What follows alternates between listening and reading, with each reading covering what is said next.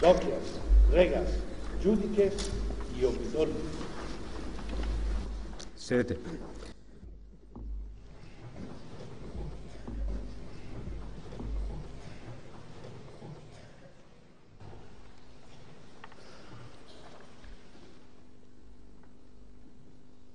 Habeat cátedra, doctor Arturo Pérez Reverte.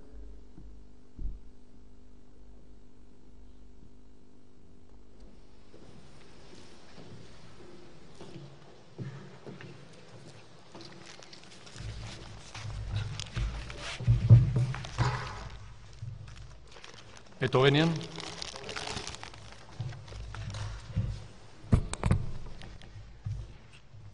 Excelentísimo señor rector, excelentísimas e ilustrísimas autoridades, señoras y señores.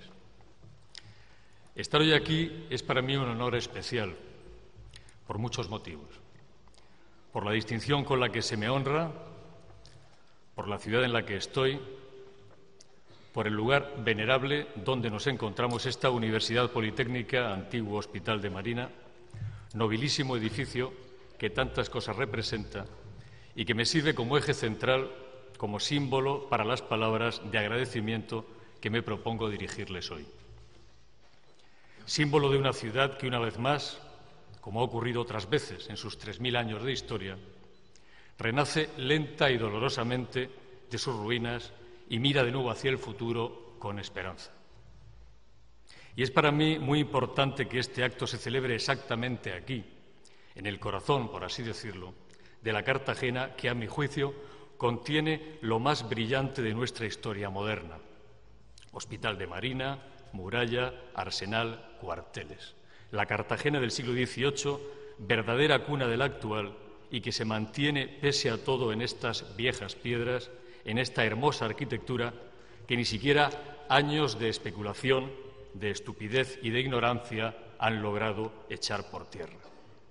De esta imponente Cartagena dieciochesca que miraba al mar, a medio camino entre lo civil y lo militar y que cuajó de forma espléndida gracias al esfuerzo de hombres inteligentes y sabios que combinaban el amor a su patria con el amor a las ciencias y al progreso, pretendo hablarles hoy de su gloria, de su decadencia, de su presente y de su futuro. Un apunte sobre la palabra decadencia antes de seguir adelante. La culpa no siempre ha sido de Murcia, o mucho menos de lo que se sostiene en Cartagena. En las cartas de Ascensio Morales, enviado por Fernando VI en 1751 para el estudio y descripción de la zona, puede leerse un comentario que hace poco honor al carácter cartagenero. Los naturales de la ciudad, que por la desidia del lustre de su patria se han acreditado por enemigos de ella. Y esto es cierto, lo era y lo es. El odio a las murallas, por ejemplo, que para el habitante de esta ciudad siempre fueron, en cierta forma, símbolo de opresión urbanística y militar, acarreó la pérdida irreparable de muchas cosas: lienzos de muralla, puertas del muelle de Madrid y de San José. Morales denunciaba en su informe que los habitantes de la ciudad destrozaban el pasado para aprovechar los materiales y las piedras. La historia se repite hasta ahora mismo, cuando se ha seguido destrozando el pasado para aprovechar solares. Muchas fortunas particulares aumentarán o se harán nuevas en Cartagena en los próximos años gracias a esa destrucción del pasado y la memoria que está en la naturaleza misma del cartagenero, tanto por su codicia o interés como por desidia. Y, sin embargo, ¿qué siglo el XVIII? ¿Y qué ciudad? Qué fascinante historia la que arranca casi al comienzo de la Guerra de Sucesión.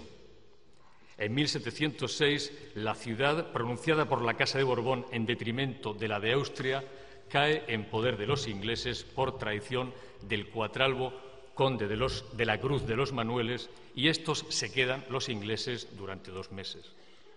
Gente práctica, conscientes de que una ciudad vale lo que cuesta a los atacantes controlar las alturas desde las que batirla, se ocupan de fortificar Atalaya y San Julián, lugar este último donde, junto a fortificaciones más modernas, aún existe la Torre Redonda construida por los hijos de la pérfida Albión.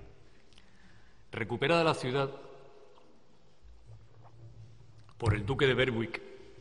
la Cartagena ilustrada y moderna, la del 18, nace propiamente o empieza a hacerlo en 1726, fecha clave del plan sometido por Patiño al rey Felipe V. 5 años después, en 1731, coincidiendo con el declive de las atarazanas de Barcelona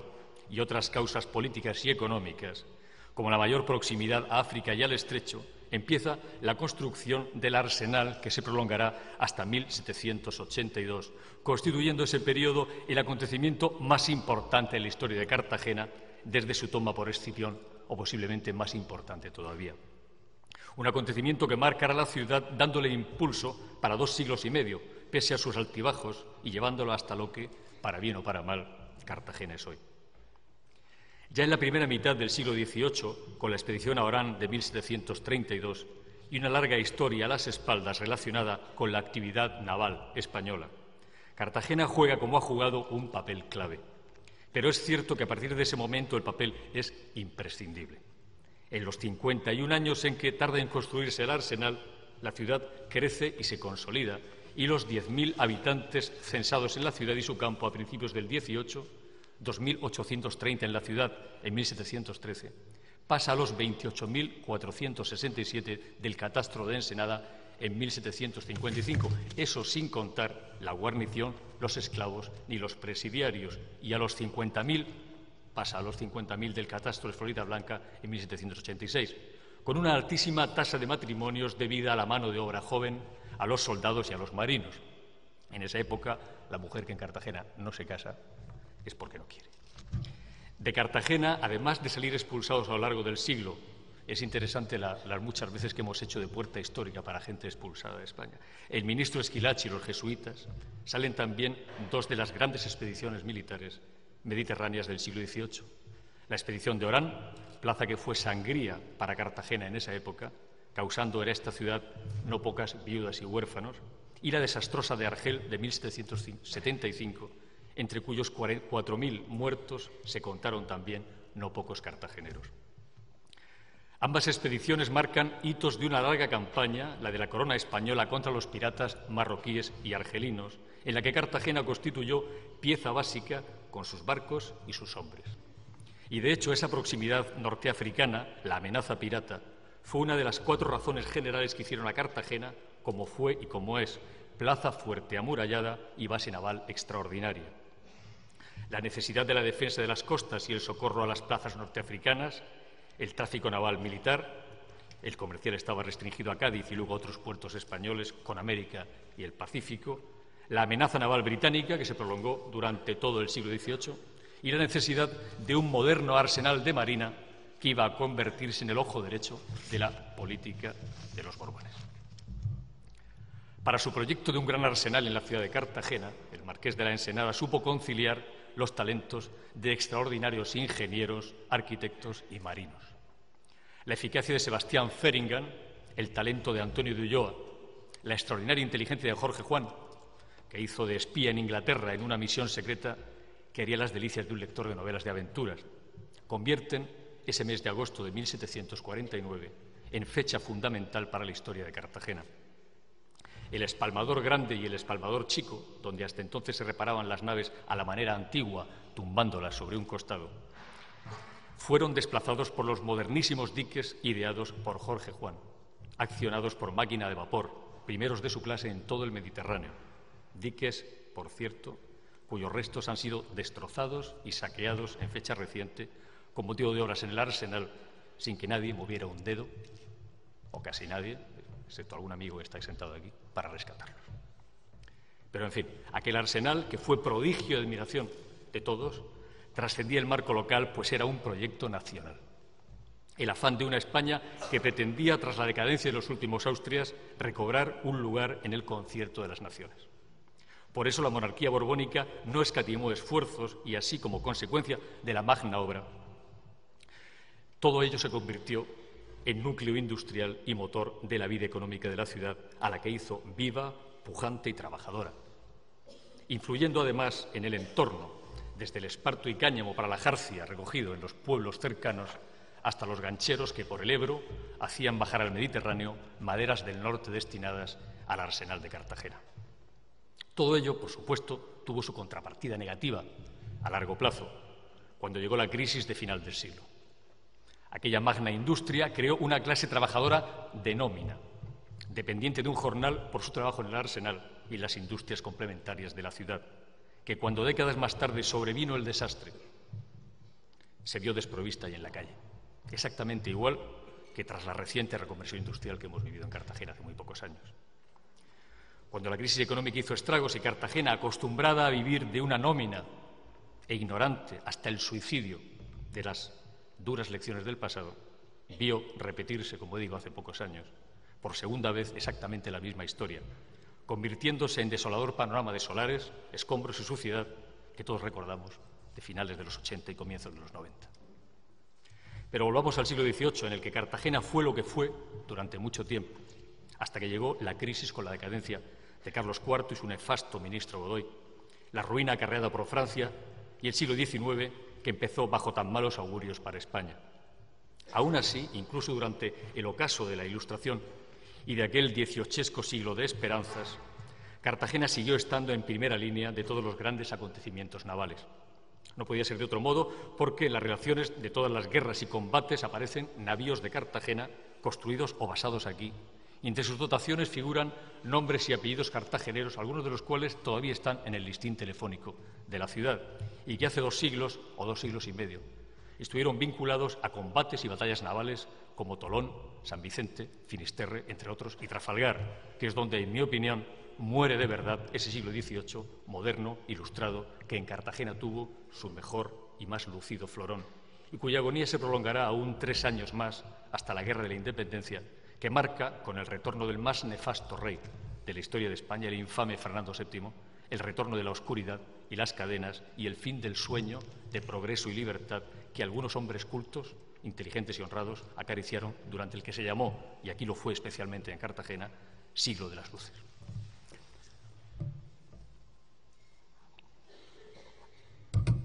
Unas pocas cifras. Para hacernos idea de lo que significó el arsenal de Cartagena en la Marina Española del XVIII, diremos que de él salieron en ese siglo 20 navíos, 24 fragatas y una buena cantidad de bombardas, jabeques, galeras y embarcaciones menores. Y adecuado símbolo de esa época y de su declive finisecular son 2 de los navíos de 74 cañones construidos en el arsenal de Cartagena, el San Justo y el San Ildefonso, respectivamente en 1779 y en 1785. Ambos se batieron en el combate naval de Trafalgar, llevando cartageneros a bordo. No sería la última y desgraciada vez que eso ocurriera en la historia de España. Sobre todo el segundo, el San Ildefonso, que peleó durante 5 horas, batiéndose sucesivamente con 5 navíos ingleses, en algún momento con 3 de ellos a la vez, y que arrió la bandera después de una defensa encarnizada, desarbolado de todos los palos menos el trinquete, y con la cifra, que en aquel tiempo el coraje, por desgracia, se medía en cifras de muertos, de 34 muertos y 150 heridos a bordo. Pero volvamos de nuevo atrás. Seguimos a mediados del siglo XVIII. España es todavía una potencia de orden mundial y en torno a su arsenal de marina cuaja la Gran Cartagena. En 1762 empiezan las obras del Hospital Real, en el que estamos. En el año 77, las del Parque de Artillería. En el año 89, el Colegio Cuartel de Guardiamarinas, hoy gravemente desfigurado en la fachada. Y el cuartel de Antiguones, aquí mismo. La plaza de armas y principal espacio castrense de la ciudad, hoy reconvertido o en vías de serlo a principal espacio universitario y esperemos que también cultural de la ciudad. Pero refiriéndonos al siglo XVIII y hablando de cultura, justo es señalar que la Marina entonces es culta, muy culta. Y digo culta de verdad. Hay expediciones decisivas, estudios revolucionarios, hay marinos que son astrónomos, científicos, botánicos. Por eso no es de extrañar que además de la Escuela de Estudios Politécnicos de Guardiamarinas, fundada a pocos pasos de aquí, Cartagena cuente también con un jardín botánico, del que me gusta sospechar algún resto en los árboles de la muralla y el Paseo del Muelle. Un jardín botánico que se mantuvo entre el año 1788 y 1808-1810 y estuvo situado precisamente bajo la muralla, en la zona final hacia Santa Lucía, justo aquí debajo. Casi todo, por no decir todo, ese impulso militar y urbanístico que, entre otras cosas, termina por reconvertir a Cartagena en una perfecta exposición del sistema abaluartado de la escuela española, fragua abajo el reinado de Carlos III, al que, si es cierto que se califica como el mejor alcalde de Madrid, yo me atrevería también a llamar el mejor alcalde de Cartagena. Y el más evidente símbolo de ese mecenazgo e interés por convertir la ciudad en florón de la corona, aparte de verse al talento y la lucidez de marinos ilustrados, arquitectos e ingenieros hábiles y ministros capaces, es la muralla que aún hoy llamamos de Carlos III, y además la llamamos así con plena justicia. Aunque, por desgracia, la incuria ciudadana y la especulación salvaje hayan borrado ese panorama, en los antiguos grabados y vistas de Cartagena aún es posible apreciar la belleza y empaque del conjunto que en el siglo XVIII se asomaba al mar, con los volúmenes sin precedentes del Hospital Real, el Colegio de Guardias Marinas y la muralla, todo ello bajo la mole del monte y el castillo. Y fue la decisión de Carlos III, al construir la muralla que tenemos a pocos metros de aquí, la que hizo que la ciudad, tras siglos de vivir de espaldas al mar, se asomase por fin a este. Los balcones y miradores sustituyeron a las rejas y la ciudad ganó un frente al mar, un espacio urbano habitable que le imprimió nuevo carácter. Si bien es cierto que, de nuevo, ese enemigo que todo cartagenero lleva dentro, si bien es cierto que, aunque prosperó como espacio urbano, esta muralla o el paseo sobre esta nunca terminó de cuajar en cuanto a hostelería, comercio y vida pública, quedando limitada a zona de residencia y algunos paseos. Hasta ese último carácter de paseo se ha perdido algo en los últimos años con la degradación de la zona colindante y aún no se ha recuperado del todo, ni siquiera con la rehabilitación reciente de la muralla y el puerto deportivo y la zona de esparcimiento que se encuentra al pie de esta. Tal vez ese desprecio a la muralla se deba a que la vista ya no acompaña. Quienes vivimos la Cartagena de los años 50 o 60 podemos comparar con mayor propiedad la espléndida vista del puerto del que se gozaba entonces con la espantosa cortina de edificios que ahora ocultan el paisaje, construidos con absoluto desmadre e impunidad, sin que las autoridades en su momento responsables de esos desaguisados respondieran nunca de semejante atentado al buen gusto, a la historia y al paisaje, de semejante canalla urbanística. Pero también es cierto que cada cual tiene lo que se merece. Tampoco los cartageneros han movido un dedo para impedirlo, ni protestado apenas, salvo contadas excepciones, al verse privados de ese patrimonio paisajístico. Ni tampoco han valorado nunca en exceso, con su presencia, ni siquiera cuando los rótulos de restaurantes aún no tapaban la vista, el paseo a lo largo de esa espléndida muralla. Quizá por ese odio o desprecio, paradójico aquí, si bien se mira, al carácter militar que el cartagenero atribuyó siempre a las murallas en general, hasta el punto de que las puertas de la ciudad fueron tristemente demolidas a principios del siglo XX, entre cerriles aplausos públicos y parabienes de la corporación municipal, lo que demuestra que en todos los tiempos se cocieron habas, en este caso se cocieron micherones. En cuanto a la muralla, hoy, de la magnífica obra de Carlos III, solo quedan 3 lienzos: el noroeste, que protege el arsenal hasta la Alga Meca, el frente del mar y el batel. E incluso la restauración de estos 2 últimos lienzos se acometió con la insólita y salomónica decisión, para mí, personalmente, es además impropia y absurda, porque opinar es de hombres libres, de aplicar 2 soluciones diferentes para un mismo conjunto arquitectónico, anulando así la belleza de una fortificación limpia, ininterrumpida e intacta.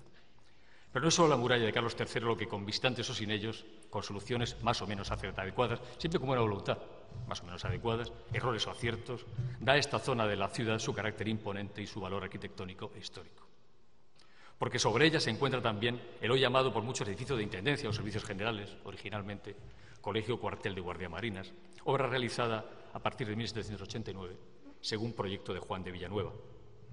Desgraciadamente, y siempre volvemos a lo mismo en Cartagena, la falta de cuidado, la permisividad y tantos otros elementos tradicionales cartageneros dieron lugar a que la excesiva altura de los edificios modernos de la calle anule la escala monumental del edificio de guardiamarinas en el espléndido contexto de la muralla, empequeñeciendo así la escala del Castillo de la Concepción y disminuyendo el bello efecto de las terrazas y jardines de su ladera. Por suerte, nadie ha podido anular la majestuosidad de este Hospital Real o de Marina. Al contrario, toda la parte este de la muralla, revalorizada por una cuidada y rigurosa restauración histórica de los lienzos correspondientes, realza la belleza del edificio del hospital y del cuartel de Antigones, construidos a partir de 1783. Y el magno proyecto concebido para la antigua plaza de armas de la ciudad, al otro lado de este edificio donde nos hallamos ahora, nobilísima pieza maestra de la Universidad Politécnica de Cartagena, hace albergar esperanzas, muchas esperanzas, de que el conjunto hospital, cuartel, anfiteatro o ya un plaza de toros, haciendo compatibles en un mismo espacio edificios y lugares separados por 20 siglos, ponga a salvo los magníficos restos de tantos lamentables naufragios de la conciencia y la historia de Cartagena. creando aquí un espacio tan ejemplar como el constituido por el lienzo de levante de la muralla que se conserva en la cuesta del Batel, cuya belleza y armonía castrense, el rigor de su paisaje histórico, su belleza desde los puntos de vista cultural y turístico, son un ejemplo de lo que todavía puede hacerse en esta ciudad, a poco que se le apliquen el sentido común y la memoria. Porque resulta indiscutible que el amurallamiento de la ciudad, su fortificación y su carácter militar, con esa combinación de muralla, castillos, baterías y arsenal, fruto del talento de tantos ingenieros como Feringham, Vodopich y Panón, y de marinos ilustres e ilustrados como Jorge Juan y Antonio de Ulloa, es lo que caracteriza de modo espléndido a esta ciudad en el siglo XVIII, hasta el punto de que ni siquiera la desidia, ni la incompetencia, ni la especulación, ni la poca vergüenza han logrado eliminar ese carácter monumental y extraordinario. Gracias a eso, vista desde el mar, que es como hay que verla, Cartagena sigue siendo una ciudad con aspecto inexpugnable, ese aspecto imponente que adquiere en el último tercio del 700 y que se basa en 4 elementos clave: bocana, muralla, arsenal, castillos. Por suerte, los estrictos principios y ordenanzas militares, la función castrense de las alturas cartageneras, mantuvo siempre el entorno de estas despejado. El mismo principio que permitió que la cuesta del Batel mantenga su aspecto imponente de glacis militar ante un baluarte del siglo XVIII, en el que, por suerte, a nadie se le ha ocurrido plantar demasiados árboles. Pero no es solo eso. Afortunadamente, pese a lo perdido, estropeado u oculto, quedan suficientes referencias dieciochescas que, mal que bien, aún es posible distinguir a simple vista. El fuerte de Navidad, clave para defender la bocana del puerto en combinación con la peligrosa losa que había entonces cerca de la mediana y con la batería de Trincabotijas al otro lado. Un fuerte ese, el de Navidad, con su bella entrada y las magníficas vistas de sus troneras, hoy miserablemente arruinado, pidiendo a gritos una rehabilitación que permita su visita por el público y le devuelva su carácter histórico y monumental. Pero incluso con desidia y ruina incluidas, el panorama cartagenero sigue siendo magnífico. Cartagena, desde el mar, pese al engendro naval en forma de caja de zapatos, construido en el dique de Curra. Bueno, cuando escribí este discurso aún no había visto el carenero nuevo, ahora lo añado al discurso. Y a las desalmadas construcciones de la primera fase del nuevo puerto, algún restaurante y el, a mi juicio, desafortunado diseño exterior del club náutico. A pesar de todo eso, Cartagena, la muralla, conserva todavía el aspecto de lo que fue. La muralla, antiguones, guardiamarinas, el antiguo cuartel de instrucción, antes presidio, este hospital real y todo el conjunto vigilado por los arrogantes castillos, galeras, San Julián, Moros y Atalaya, en especial estos dos últimos, construidos en los años 1774 y 73, basados en el principio llamado de los padrastros, la necesidad de hacer inexpugnables o disputar a posibles atacantes las alturas desde las que se podía entonces batir el interior de una ciudad. Principio que se reveló clave un siglo más tarde, en la guerra cantonal, cuando la rendición del castillo Atalaya descabelló la resistencia de la ciudad frente a las tropas centralistas. Las huellas de todo eso, que uno advertimos hoy con mucha nitidez, están por todas partes, en la literatura militar y naval de la época, en la cartografía, en los grabados de los libros de viajes. Hasta figuran sus referencias en los derroteros navales, como el de Tofiño, donde aparte un espléndido mapa o carta del puerto y de la ciudad de Cartagena, que figura en su atlas marítimo, grabado en el año 1788, que es una joya para comprender esta ciudad en plena madurez urbanística y militar dieciochesca. Pues además de eso, en el derrotero de la costa mediterránea de Tofiño, con las instrucciones de navegación para entrar en el puerto de Cartagena, a vela, entonces se navegaba, figuran referencias como el castillo de Santa Ana, la enfilación con la esquina noroeste del hospital, de este hospital, el fuerte de Navidad, la torre del Cabildo, inmediata al muelle, blanca con su reloj en el chapitel, dice el derrotero de Tofiño, el almacén de pólvora, la batería de Trincabotijas y el fuerte de la Podadera. Por eso es tan urgente, a mi juicio, preservar lo que aún nos queda. Si en 1752, durante la construcción del arsenal, se llevaron a Madrid cajones cargados con fragmentos arqueológicos, se estudiaron lápidas descubiertas y se catalogaron monedas griegas, cartaginesas y romanas, en el año 2000, como dije, se destrozan, pierden y revenden de forma miserable, sin que nadie haya todavía exigido responsabilidades, los restos de los diques de Jorge Juan. Y aunque algunos proyectos siguen adelante, con dificultades, pero siguen, otros, como la necesaria rehabilitación y traslado del museo, archivos y biblioteca naval a dependencias dignas y adecuadas, se encuentran en vía muerta, sin futuro y sin esperanza, para daño de los jóvenes a quienes se escamotea su propia historia y para vergüenza de los mayores que callan y consienten culpables. aunque para su oprobio a veces Cartagena se empeñe en vivir de espaldas al mar que le dio todo cuanto es, Cartagena es la marina y es la historia, y sin ellas no es nada. O es una huérfana analfabeta que ignora todo de sí misma y de quien la engendró. Esta universidad, este antiguo hospital real, esta muralla bicentenaria, esta ciudad que de nuevo parece que resurgir de sus cenizas, miran al mar. Pese a todo lo que estiman los indocumentados, los demagogos y los estúpidos, aquí como en muchos otros lugares, la marina, el puerto, el arsenal, la arquitectura, la historia, en resumen, ya no son conceptos militares, son hechos culturales objetivos,